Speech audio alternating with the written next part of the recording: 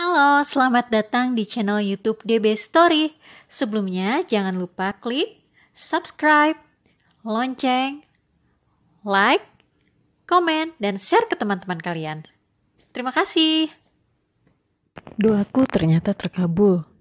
Tuhan masih mengizinkanku untuk terus hidup. Meski di hari-hari yang terus berlanjut, kondisiku sejatinya akan semakin memburuk.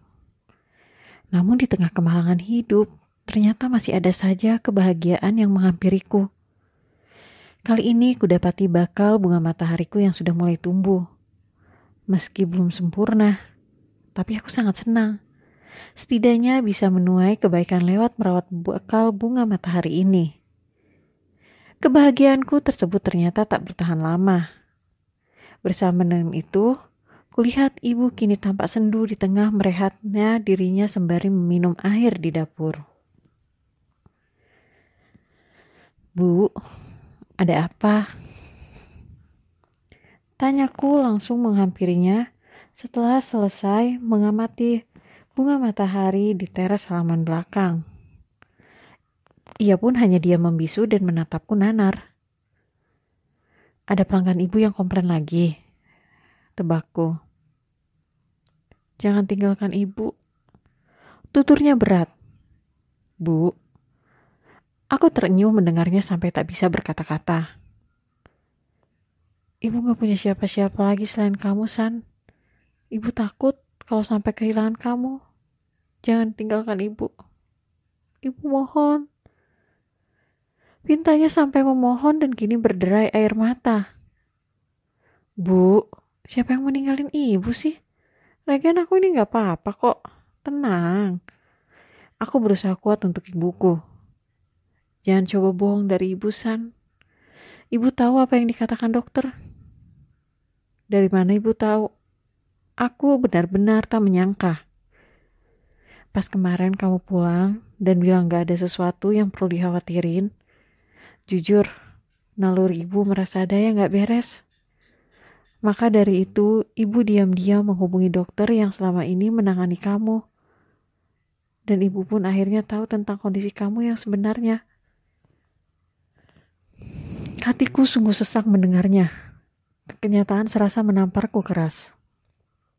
Bu, ibu tahu kan, di tengah kerapuhanku aku ini anak yang kuat juga. Aku pasti bakal bertahan. Aku bakal berusaha sekuat tenaga. Percaya sama aku, Bu. Jelasku berusaha menghiburnya. Padahal aku sendiri sebenarnya hancur. Selama ini setiap harinya jujur hatiku begitu sakit akan kelamnya hidupku. Tapi aku selalu berusaha menjadi Sani yang baik-baik saja. Dan seolah tak sedang diintai oleh bahaya apapun. Meski tak jarang juga, aku bertindak bodoh melampiaskan rasa sakit yang sudah terlalu menyisakan itu pada minuman keras dan rokok. Namun sungguh kulakukan semua itu semata-mata hanya untuk bertahan di tengah luka yang terus saja mengikisku.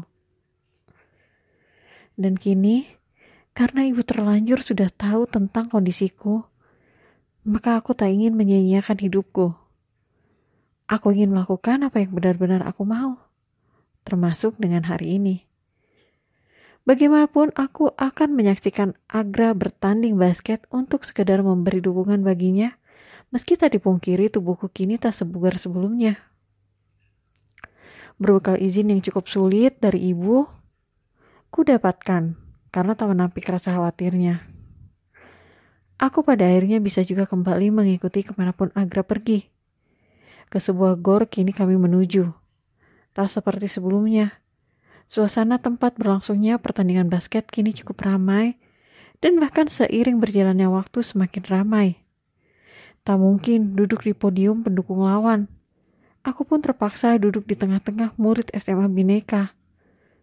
Ku tutup wajahku lebih rapat dari sebelumnya agar mereka tak mengenaliku.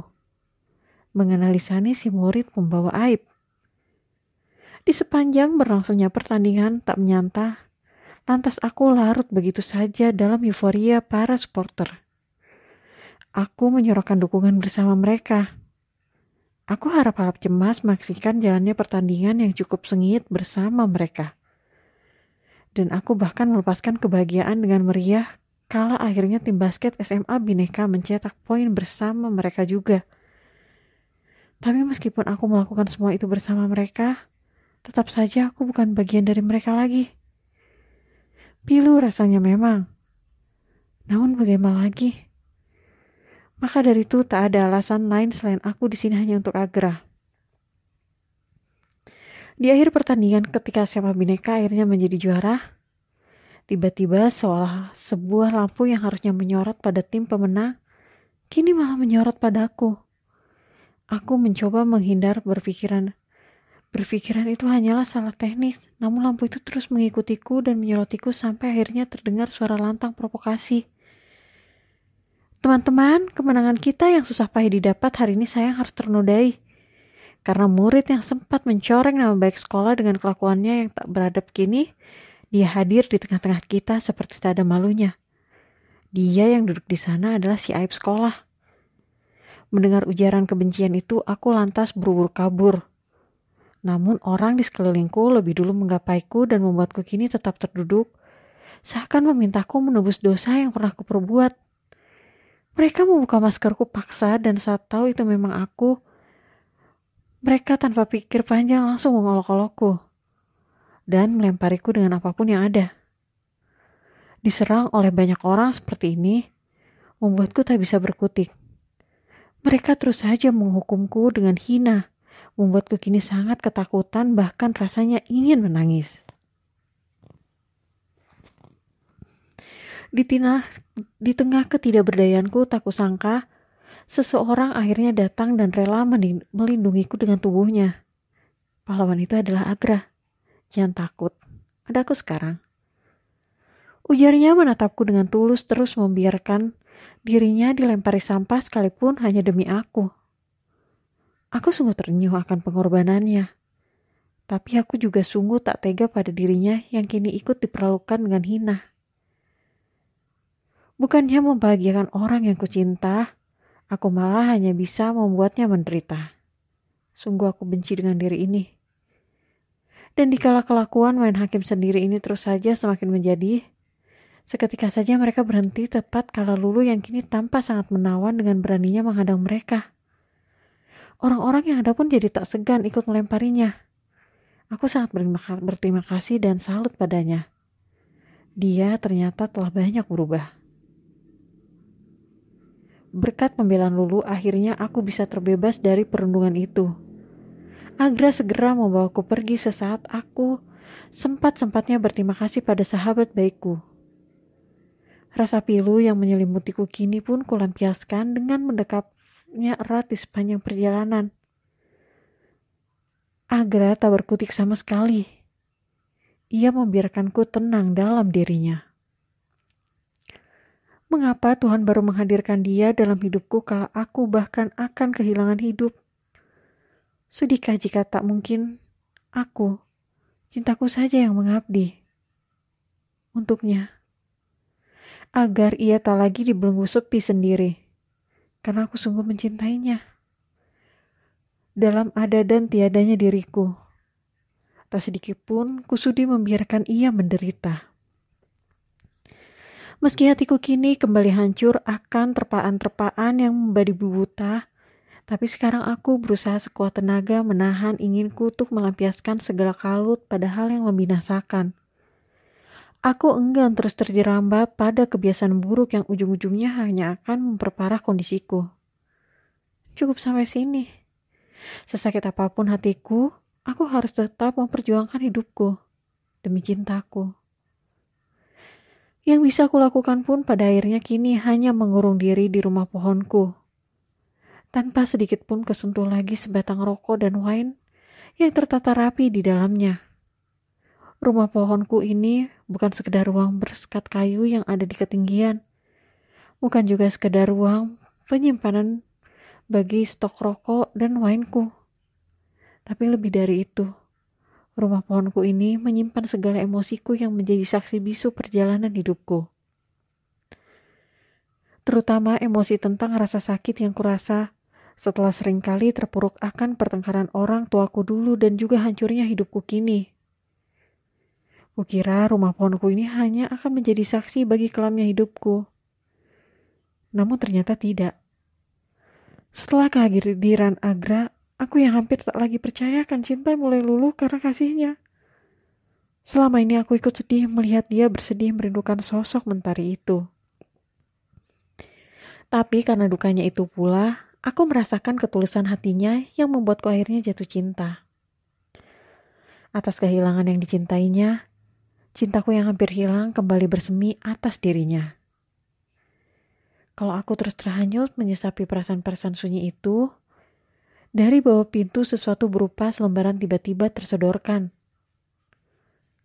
Aku sontak langsung mengambilnya dan membuka pintu rumah pohonku yang tadinya tertutup rapat dengan seketika. Agra kudapati, ternyata sosok dari balik pintu kini. Apa ini? Tanyaku to the point. Itu tiket nonton. Jawabnya apa adanya. Buat aku. Iya, mungkin kamu butuh hiburan. Akhir-akhir ini aku juga merasa kacau. Tapi kalau kamu masih perlu menyendiri, gak apa-apa. Aku pergi sendiri aja.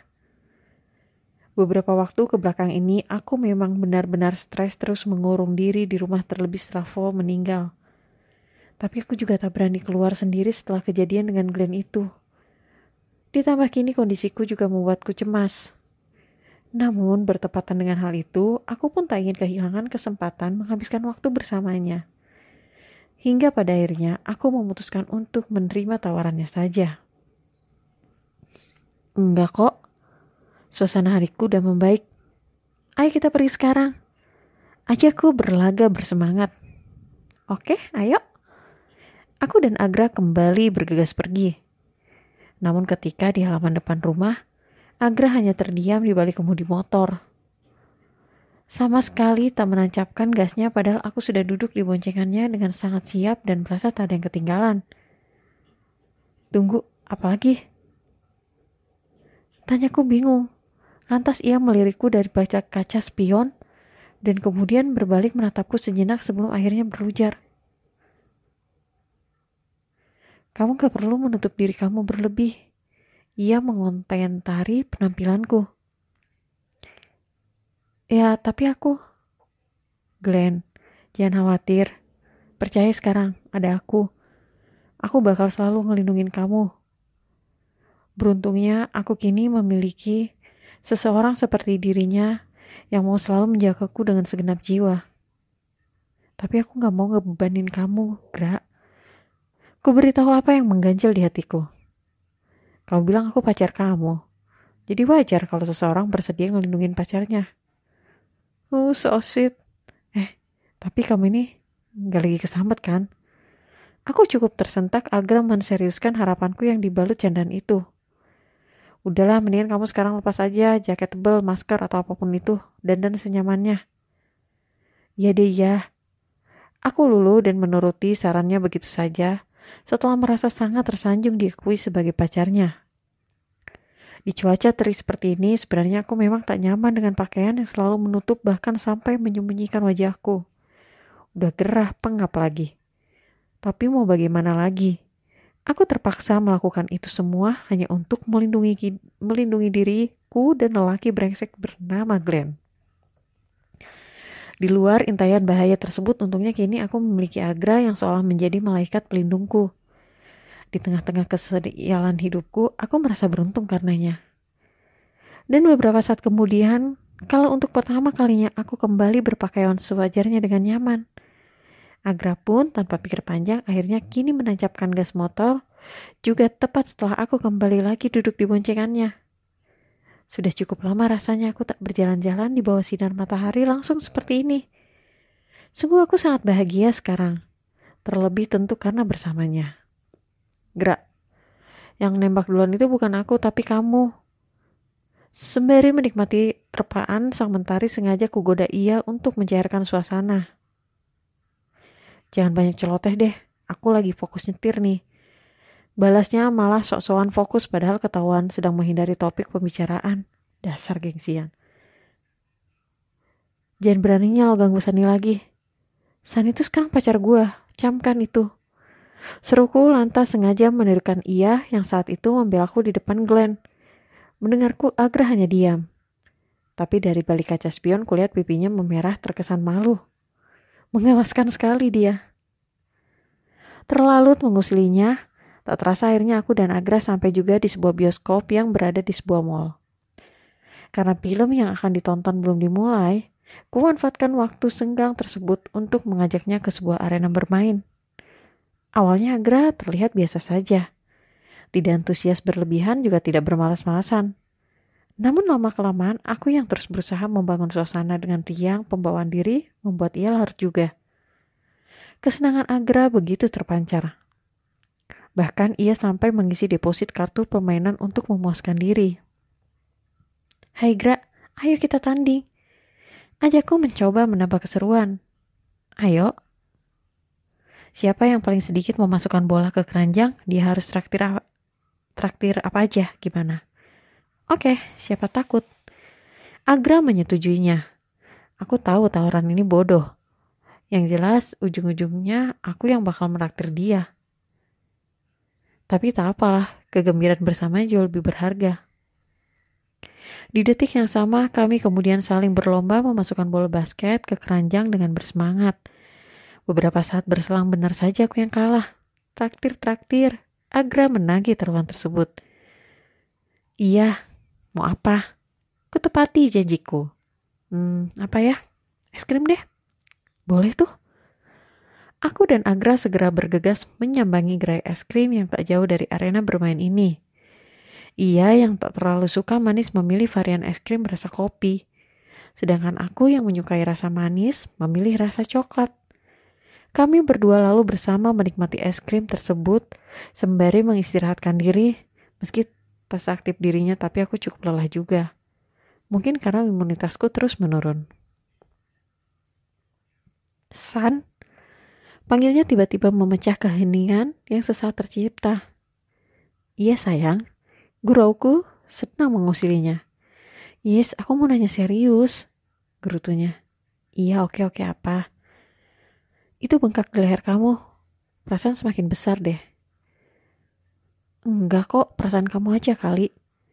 Bengkak di leherku sebenarnya memang belum kunjung sembuh. Tapi saking antusiasnya bakal menghabiskan waktu dengannya, aku sampai kelupaan menutupinya. Enggak ah. Membesar tahu, kayaknya itu bukan bengkak biasa deh, San. Agra mulai menaruh curiga dan terus mendekatiku untuk menelisik bengkak di leherku. Aku yang tak ingin ketahuan cekatan mendorongnya sampai ia terduduk kembali. Enggak, Agra. Aku bilang ini gak apa-apa. Tegasku sampai memperingatinya. Karena reaksiku yang cukup berlebihan ini, ia pun akhirnya berhenti mengungkit hal tersebut. Sebenarnya aku menghargai kekhawatirannya.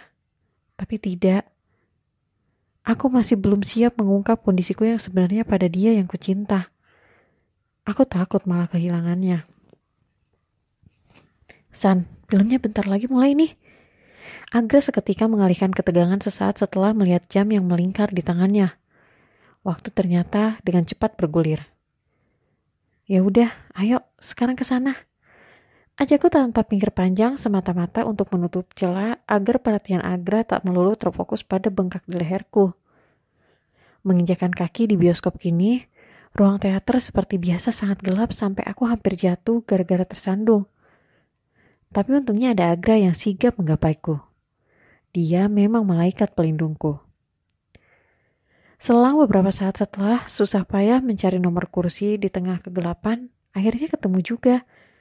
Aku dan Agra pun duduk bersebelahan berselimut dinginnya ruangan.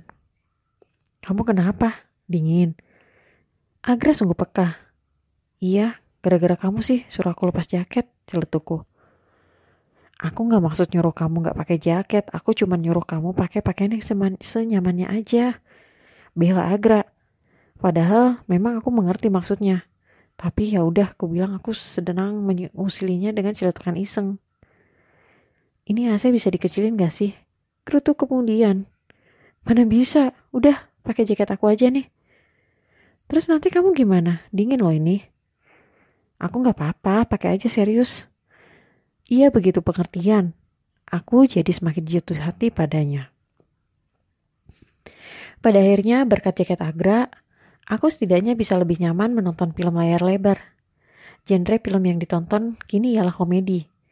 Gelak tawa tercipta satu studio tak kecuali dengan Agra. Tapi lantas aku tak sengaja melihat seseorang tak jauh dari tempatku yang mengenakan pakaian serba hitam dengan menutupi hampir seluruh wajahnya sepertiku sebelumnya kini. Sama sekali tak tertawa. Ia hanya diam seperti patung. Aneh sekali. Apa dia sedang frustasi? Tapi itu bukan urusanku. Aku memilih kembali menikmati film saja. Di akhir tayangan beberapa orang termasuk aku memilih untuk langsung beranjak meninggalkan studio, bahkan sebelum lampu teater kembali menyala. Benar-benar tipe penonton yang sudah beres langsung pulang. Di antara ruangan yang sungguh gelap dan desakan-desakan yang sedikit tercipta, aku dan Agra terus berpegangan tangan untuk bersama mencari jalan keluar. Namun ketika itu tiba-tiba tangan Agra terlepas dariku. Ia terjatuh. Kukira ia hampir tersandung seperti tadi. Akan tetapi tidak sesederhana itu.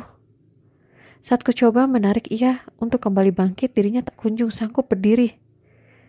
Awalnya di pikiranku, kakinya kini keseleo. Dan ternyata saat lampu teater akhirnya menyala, betapa terkejutnya aku mendapati Agra telah tergeletak bersimbah darah dengan sebilah pisau yang tak jauh dari dirinya. Para pengunjung yang masih ada sontak berteriak histeris mendapati dia yang kini terlanjur sudah terluka lemas, tak berdaya dengan luka tusuk di perutnya. Aku langsung menggapainya, sedangkan para pengunjung lain ribut memanggil tim medis. Agra, apa yang terjadi? Panikku tak kuasa melihatnya tersakiti seperti ini. Jaga dirimu baik-baik, San. Lirinya menatapku nanar. Iya, Gra, iya, tapi aku mohon bertahanlah.